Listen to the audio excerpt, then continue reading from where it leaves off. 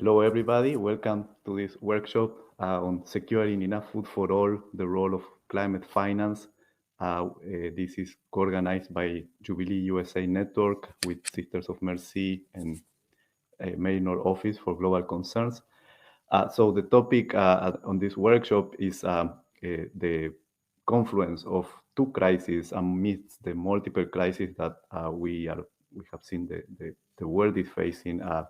We have the pandemic, we have the war, but in particular, we want to focus on the climate crisis and the food crisis that are unfolding. So, in terms of climate, the world is on the verge of missing the 1.5 temperature increase target that you may know was the agreement was to try to cap global warming at that level. And science tells us that if we don't meet that target, there will be some consequences, some irreparable consequences in some cases for the planet that sustains all of us. So that's something that science continues to confirm. And in fact, some of the most recent reports are even more dramatic about the findings.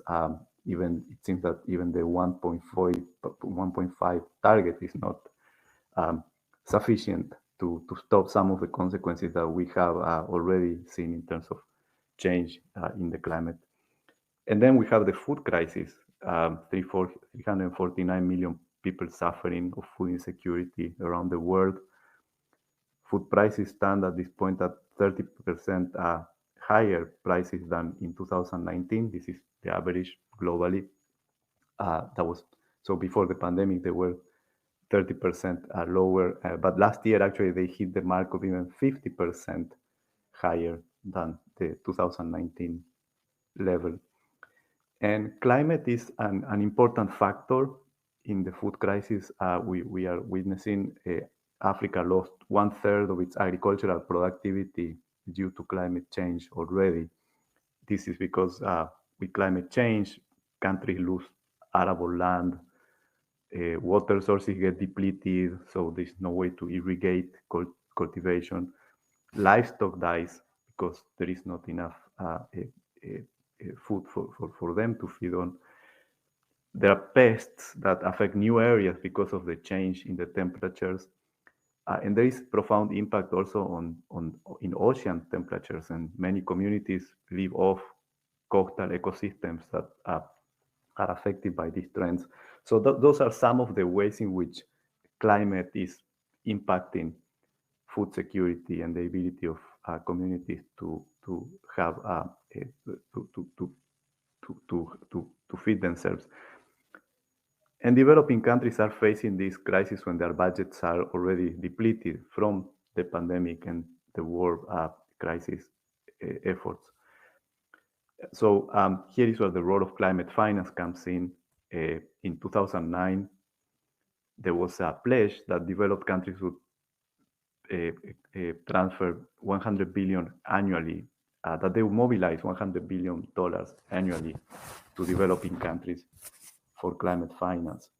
So we have this fun feature here where we can do a poll, and I'm going to show you this poll now, and you can answer. So this number that I just mentioned, the 100 billion a year climate finance that developed countries promised in 2009, do you think it covers all developing country external finance needs to tackle climate change? Yes or no?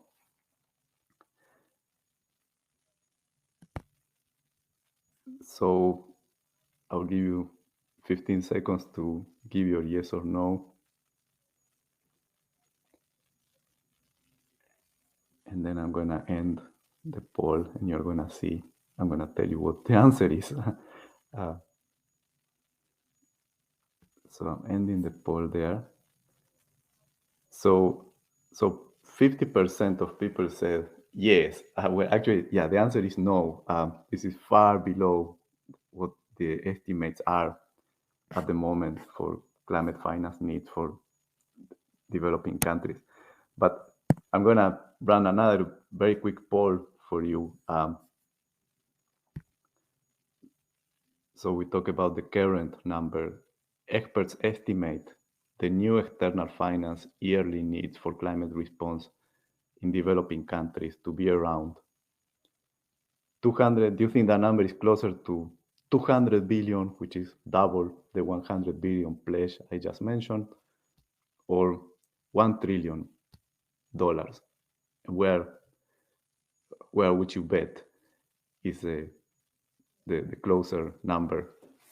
I'm gonna give you 10 more seconds to think about it, and then I'm going to end the poll.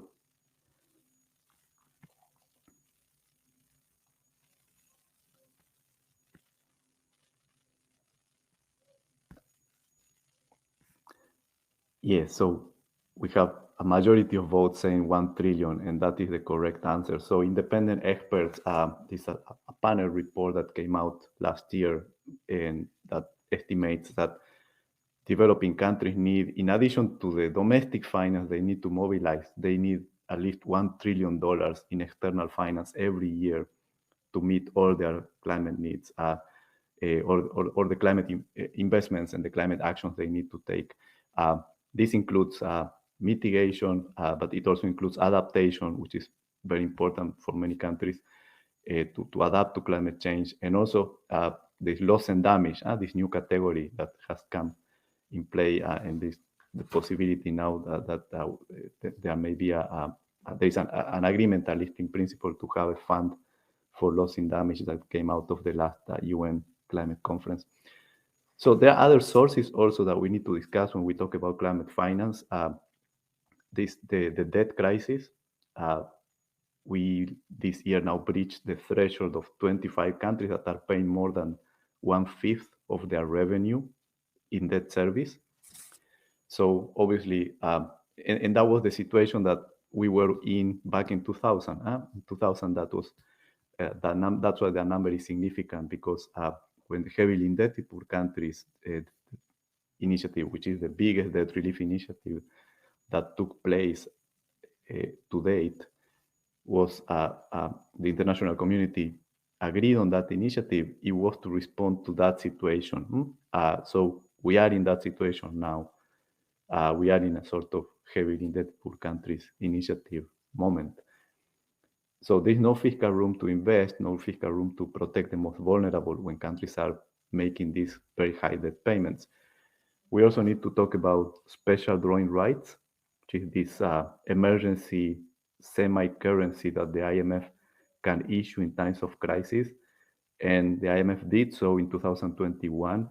There is a conversation about the role that special drawing rights can play, either through new issuances.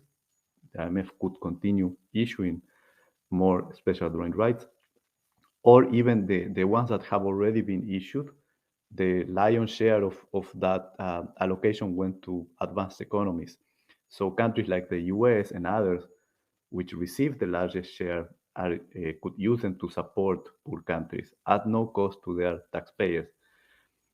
And then we need to talk about multilateral development bank reform. And there's an important conversation going on at the moment, because there are several proposals on the table for expanding the lending of the multilateral development banks. And this is something that is also percolating into the conversations on climate finance.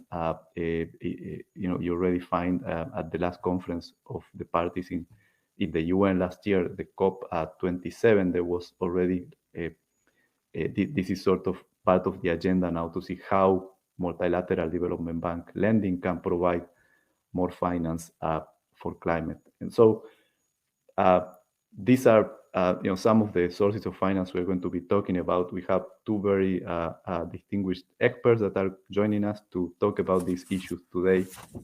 And it's my pleasure to introduce them to you. First, we're going to hear from Dr. Tinashe Gumbo, who is the Program Executive of Economic and Ecological Justice at the All Africa Conference of Churches. He has been working several years on climate finance and campaigns and with faith leaders in Africa of different denominations. And so he'll share his perspective, talk about the United Nations conferences outcomes so far, the issues that are not resolved, and what the way forward is. He's going to also talk about the adaptation and the loss and damage components I mentioned before more in detail. And then we are going to have Jordan Tick Jacobs, co-director of the Policy and Research Institute at Bread for the World, to talk about the food security trends, how climate is impacting, through adaptation and loss and damage, what the implications are for food security, what modalities finance can take to better support the response to not just the climate, but also the food crisis and food productivity. So with that, I'm going to start with Dr. Tinashe and give him the floor. Please go ahead. Okay, thank you, Aldo. Thank you for that. Yeah, I think you have actually put everything in the proper context. You have indicated that food insecurity is not detached from climate change issues. You went on to talk about how we can actually understand food insecurity with regards to issues of food availability, accessibility, utilization, and also stability. I also heard that in your presentation you touched also on the smallholder farmers and other groups of people like the pastoralists who are directly affected by what is happening in our climate. They are vulnerable. They are the most vulnerable. Why? Because they depend much on the natural systems.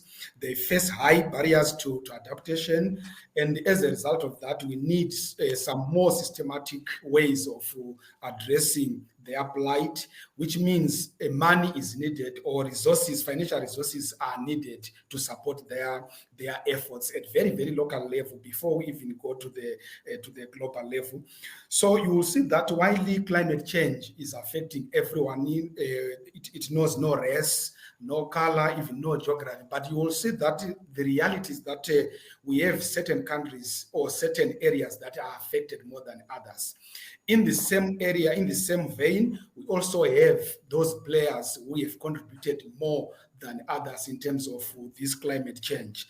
And as a result, we are forced to then talk about issues of climate justice, where we think and feel that those who have contributed more should also support the most vulnerable in a more in a greater way than those that have not contributed more. So the concept of climate justice comes to the fore when we are discussing about issues of food insecurity and also the climate financing. I'm happy that principles like the polluter pays principle, they are already guiding our discussions, but most importantly, the concept of loss and damage is also taking the stage, which means people are now appreciating that indeed the concept of climate justice is to be at the center of our discussion. But I'm also happy that the UNFCCC, the Kyoto Protocol, the Paris Agreement, all these actually they are sensitive to that reality, that there are those with more resources who need to assist the developing countries. You will see that most of my bias is Africa, where I am working, but the situation of Africa is not actually detached from the situation of Latin America, Asia, and other places. So we noted in our work that those who support climate work, they tend to be attracted more to the mitigation aspect more than the adaptation aspect. Why? Probably because mitigation is attractive. It is a business. It calls for, it actually attracts profits. So most support actually is directed towards that. Yet adaptation is our main concern. So you will see that there are many funds that have been created over the years. Funds like the Green Climate Fund, the Adaptation Fund, and most recently the Global EBA Fund, which is the ecosystem-based adaptation. I'm still trying to understand how this works, and I also took note of the fact that they have been called for some proposals for communities to try this aspect. But the main issue that we have been realizing is the issue of accessibility of these funds, accessibility of this finance. This is the major issue that we have been concerned about. Then going into COP27 in late 2022 in Egypt, we actually thought that this was the COP that was going to address some of these things. We in Africa, we actually called this the African COP, not because of its location, but because we thought it was going to address our long-standing issues, particularly issues to do with adaptation support. We also thought that this was going to be the implementation COP with regards to adaptation, with regards to all those pledges that Aldo talked about. But what exactly did we get from this COP? While we did not get much, while we are still lamenting in terms of the outcome of this COP, we also celebrated one component of it, which is the loss and damage fund, which was recommended, which is actually a great achievement because this had been on the agenda for several years. So the establishment of the transitional committee, where Africa is represented by 3 people, and we have also taken note of the fact that they will be meeting very soon to try and reflect further on the mechanism. But we still have concerns, we still have questions, unanswered questions with regards to this mechanism. It is about issues to do with amounts, issues to do about who will be contributing what, how much, and in what format. Is it not going to be part and parcel of the loaning system, which Aldo talked about, increasing our debt and all? So these are some of the questions that we still have. So we call, as people working on this subject, we call the players to operationalize this loss and damage fund as quickly as possible, so that we are able to advance the aspirations of the ordinary person who is trying to adapt to the climate change. So we also noted that the adaptation goal itself still has got some issues regarding issues of quantifying it, in issues of having the scientifically proven indicators. How are we going to track? How can we track the figures? All those things. So these are some of the things that we still have as players in this regard. As I conclude, what is it that we can continue to do? We can actually continue to advocate for quick operationalization of the loss and damage funding mechanism, so that we are able to note the realities of it, whether it is actually addressing our real issues or it's just like any other funding, like the ones that I talked to earlier on. We need to continue empowering our communities to be able to engage with their government regarding NDCs, regarding budget allocations, so that we are able to track how much is actually going towards adaptation at very, very local level.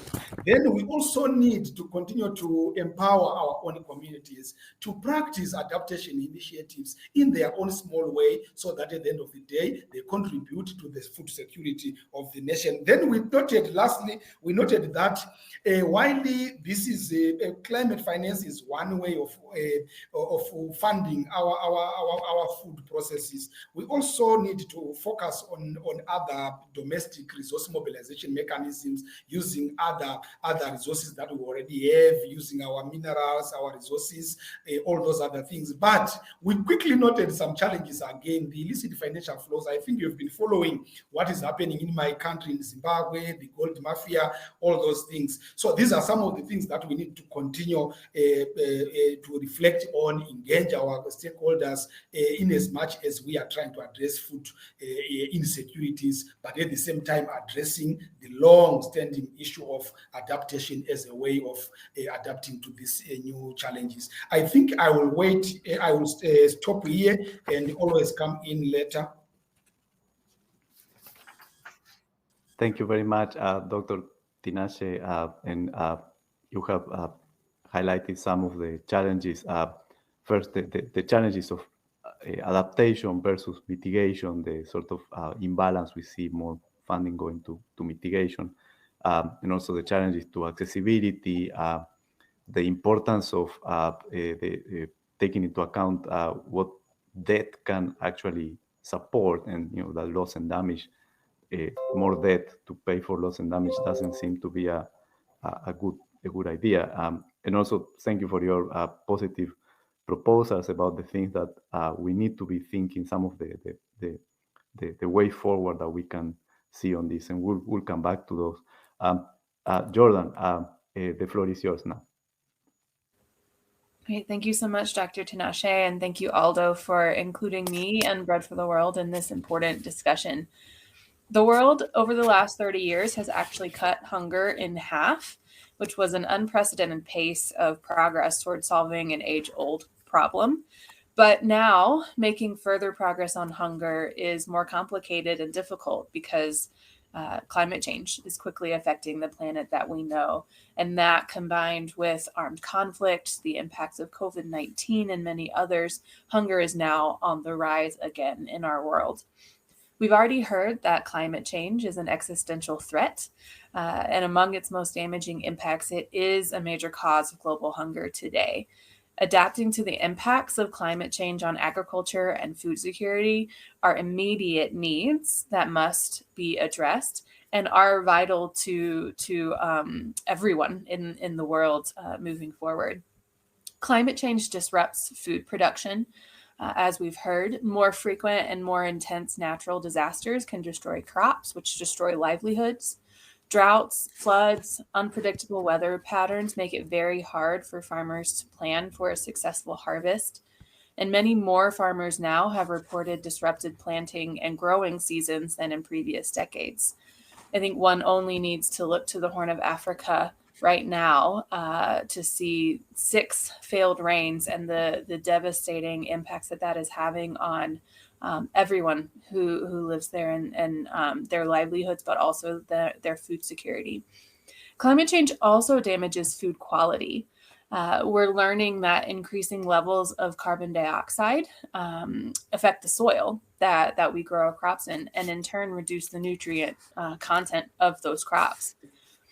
Climate change is also forcing people around the world to leave their homes and their farms. And sometimes this is due directly to natural disasters, or it may be because agriculture is no longer viable given droughts or soil composition, and they need to find other ways of earning a living. And climate change disproportionately impacts those who are or have been marginalized. As Dr. Tinashe was saying, many of the countries and the people who did the least to contribute to climate change are now experiencing the worst impacts of it. It's clear that improving agricultural productivity in this new world with the impacts of climate change is essential. But by itself, it's not enough to end hunger. We need to make sure that in the world where we produce enough food, we need to focus on equity. An essential ingredient in the successful effort to cut hunger in half in the last 3 decades was a strong political commitment.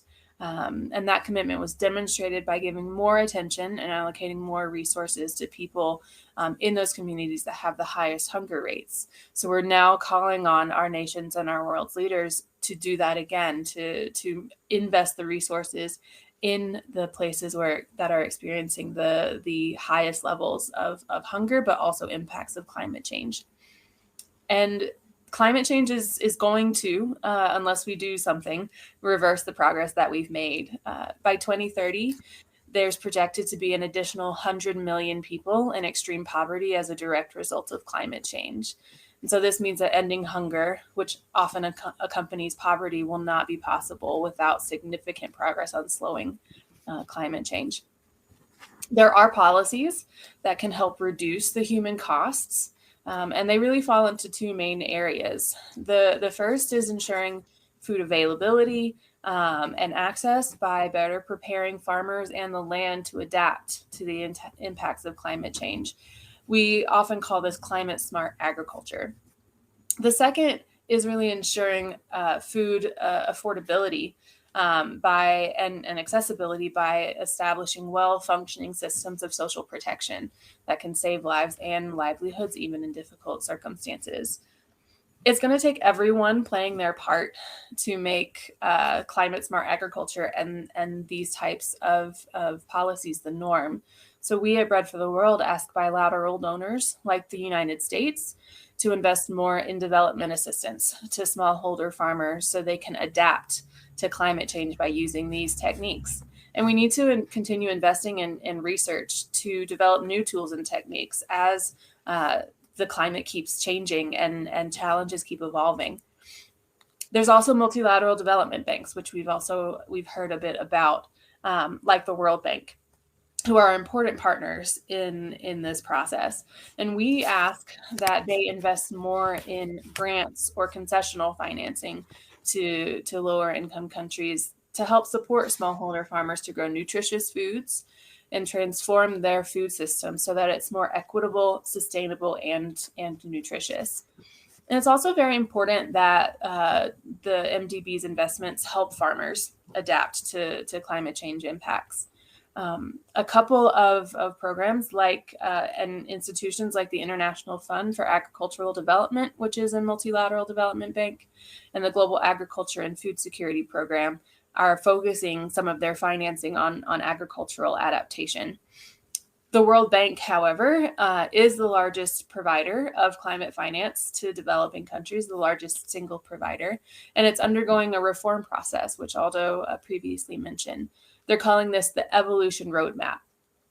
The stated purpose of those reforms is to be able to support more countries better to address climate change and other global public goods like pandemic preparedness.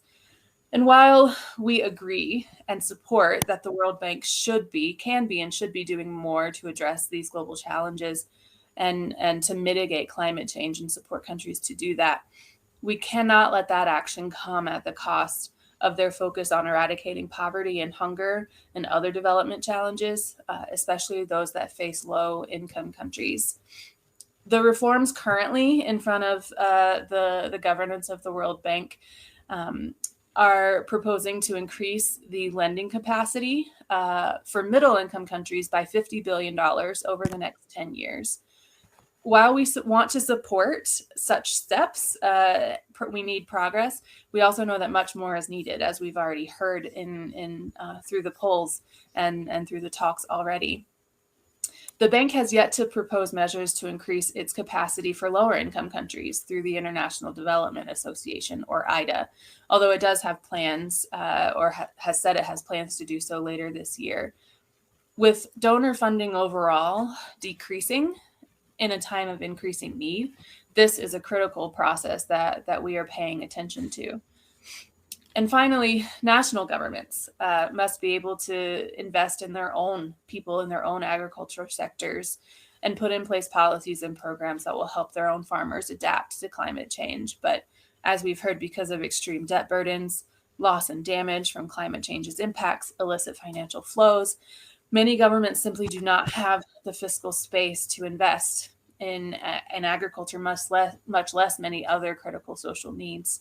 So that's why we need all of these players, the ones I've mentioned and many more, to step up and step in addressing particularly adaptation needs in countries that are experiencing these impacts. So thank you for having me. I look forward to the future discussion.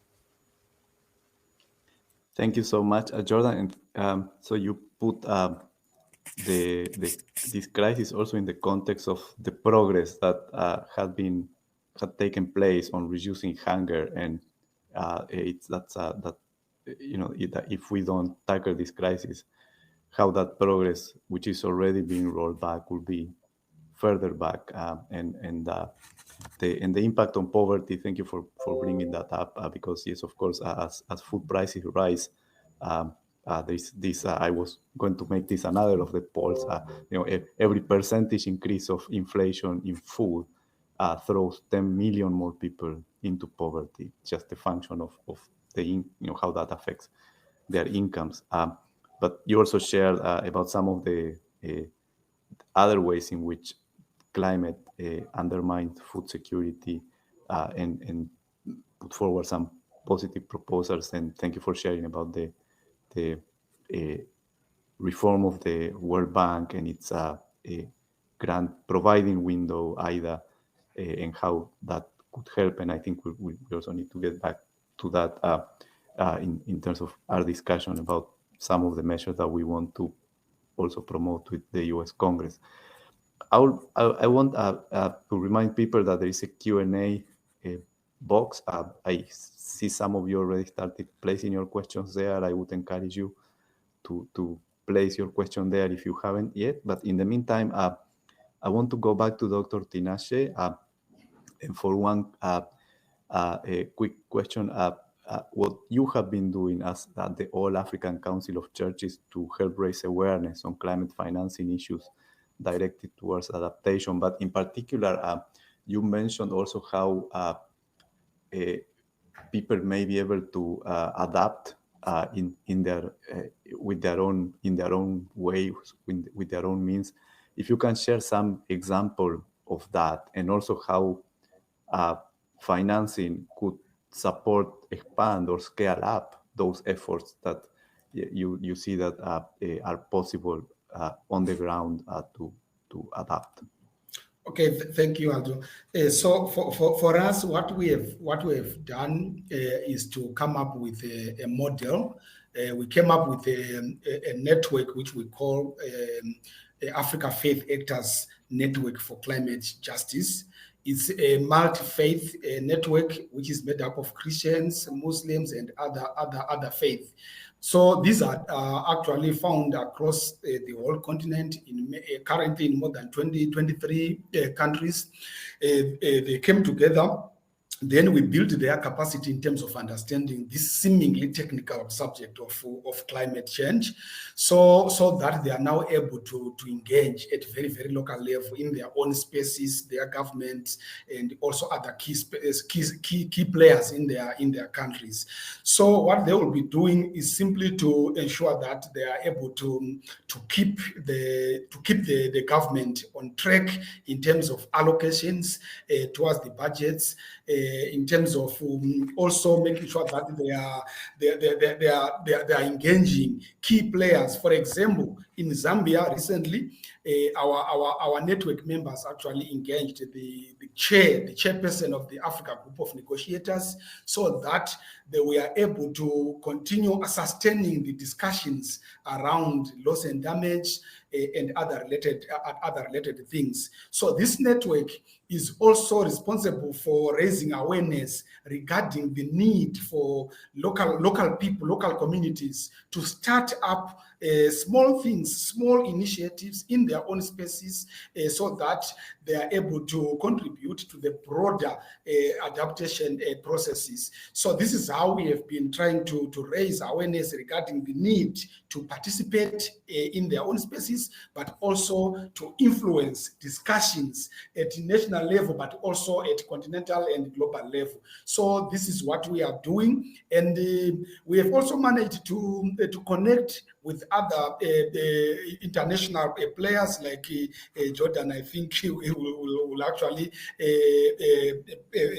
act as the witness to this. We are connecting with other players, especially from the faith communities, so that we amplify our voice regarding these issues. And we are continuing to regard climate change as something which is not detached to other crises, like you indicated, the issue of food insecurity, the issue of debt.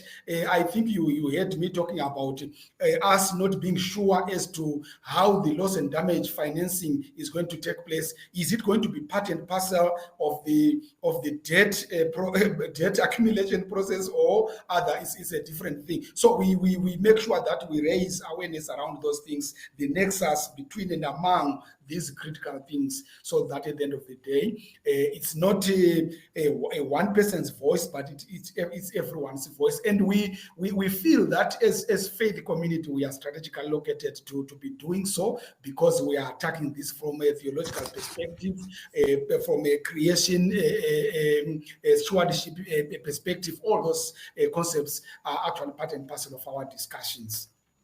Thank you. Thank you, Dr. Tinashe.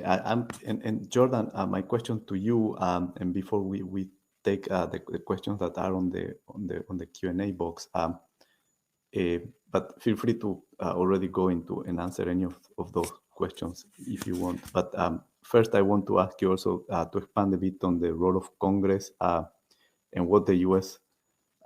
Congress asks, because this is Ecumenical Advocacy Days, and I think it's part of building everybody's capacity to be able to address their asks to their representatives. And so you talked about the bilateral assistance we need from the U.S. and the need to support smallholders in this assistance. And maybe you can include there with the International Fund for Agricultural Development and the particular role that they play, because their assistance is very targeted to smallholders. So where do you see Congress on that?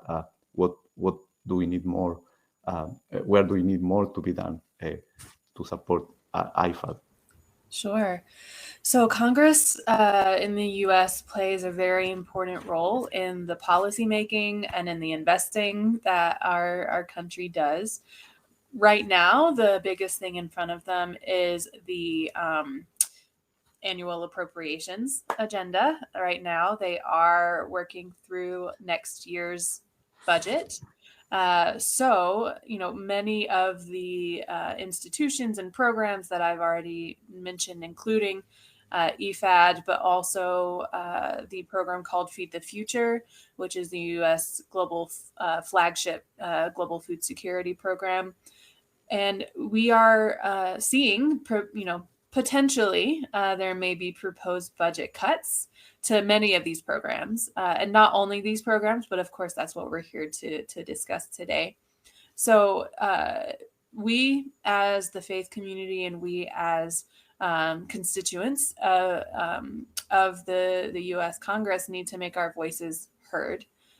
So I'm glad that as part of EAD, folks are going to the Hill and meeting with their members.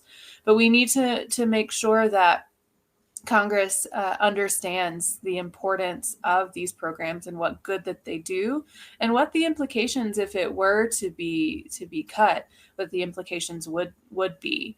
For EFAD particularly, they are the only multilateral development bank that focuses exclusively on agriculture people. And so they now have a program. It's called ASAP Plus. And I will butcher the name, so I'm going to leave it at the acronym. But that is a program specifically looking at agricultural adaptation and really supporting smallholder farmers to adapt. So that is certainly one part of the adaptation financing landscape that we see. They're actually undergoing their replenishment this year. Their fund needs to be replenished every 3 years or so, because they do give grants and really, really concessional financing to countries and organizations to do this work. So we want to make sure that the United States last go around was the biggest donor. We want to make sure that the United States continues to has a very high pledge, noting all of the needs. So that's an ongoing area of advocacy that we're engaging in as well, making sure that the U.S. pledges enough to EFAD, in addition to keeping its commitments to many of the other institutions and funds that we've discussed here today. Thank you, Jordan. So I'm going to pose to both of you the questions on the box. I suspect there are more actually questions for Dr. Tinashe, or that he'll be in a better position to answer, but each of you can feel free to respond. So one is about the extent to which the conflict between Muslims and Christians in Nigeria is actually rooted in the climate catastrophe. And the other question is about debt for climate proposals, and if you have views on those. Dr. Tinashe, I'll let you respond first. Okay, thank you. I may not be able to answer the Nigeria case, but what I can only say is that our approach, our model, I think you heard me indicating that the network is a multi-faith network. In as much as we are actually trying to address this a more scientific issue, but indirectly we are also even making sure that we promote the working relationship between and amongst the human beings, or we consider humanity as one. We consider humanity as one which is being affected equally by this crisis, whether it's debt or climate or whatever. That's why we are actually starting from where we are converging more than where we are actually looking at things differently. So this is our own contribution, but certainly it's not addressing directly the question. Then about the debt for climate, yes, this is one issue which is already also being discussed, particularly amongst our other partners, our players, because as a ACC, we work with other secular organizations who are also into debt work, who are also into climate change issues. So these are some of the concepts that are beginning to be amplified, so that we see how best we can actually be coordinated. But as far as we are concerned, we are yet to fully have an appreciation of how best we can actually intervene in that particular aspect of the concept as shared. I'm sure I did not actually, I was not able to directly address these questions, but I think let's see how far my colleague can go. Jordan, you have something to add?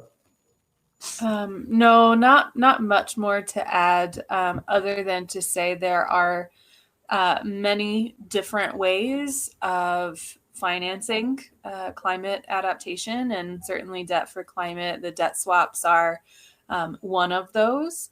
And Bread for the World, our sort of perspective is we need lots of different players, and we need lots of different mechanisms in order to tackle this very complex challenge that we all have before us. Maybe I'll add my 2 cents on that debt for climate, because I did a study on looking at the history of debt for development swaps, all the experience, and debt for development swaps have taken the form of debt for health, debt for education, but also debt for nature, no? And so building on that to say what could be possible on debt for climate. And our findings were that if we want debt for climate swaps to be really useful, they need to be significantly scaled up because the experiences we have had have been very small. On the margins in certain communities, they may have made a difference, but the transaction costs of any of these arrangements are huge for a government. So one has to take into account if that investment of resources of a government are going to go into crafting one of these debt for climate swaps, it needs to be big enough to justify that cost. And none of in general, the experience has been that they have been very limited amounts. The savings that could be garnered from these arrangements, at least what happened so far, have been small. So that's something that, so a proposal is that there needs to be multilateral coordination. And certainly today, and I'll bring this here, the private sector piece, because many of those swaps had to do with debt from bilateral public creditors. Now that is a dwindling proportion of the debt in developing countries, and the growing proportion is private creditor debt. More than 60% of the debt of developing countries is with private creditors, which is another reason why we need to have initiatives that will include not just public, but also private debt in these swaps, because otherwise, we cannot reach that scale that I was saying we need.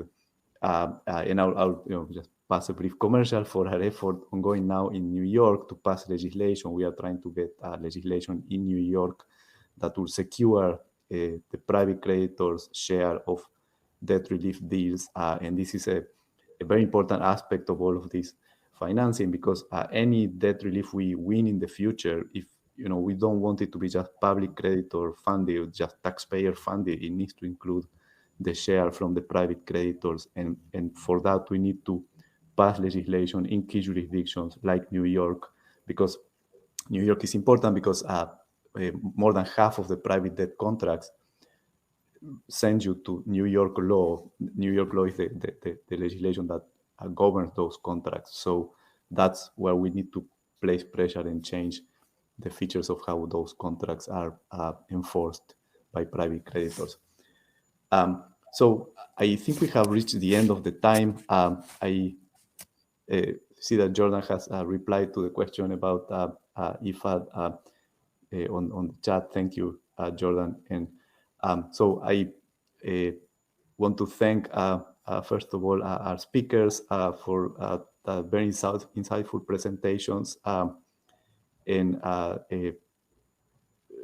leave with this comment by Dr. Tinashe about how humanity is one, and all the different faith. And we have so much in common. That's something that in Jubilee USA we very much support. As you know, Jubilee is a concept shared by a lot of religions, Abrahamic religions. All of them share this concept, and it has to do with what the earth that God gave us, and how we need to share the resources in that earth, because that was what God meant for us to do. So I think that that's the way I would like to, the note on which I would like to end this workshop. And also I want to thank all the participants who have joined us today, and I hope you found this useful and insightful, that it helps you in your next reflections and meetings going forward. Especially good luck to everybody with the meetings in the rest of the day with Congress representatives. So with that, thank you and have a good rest of the day. Bye.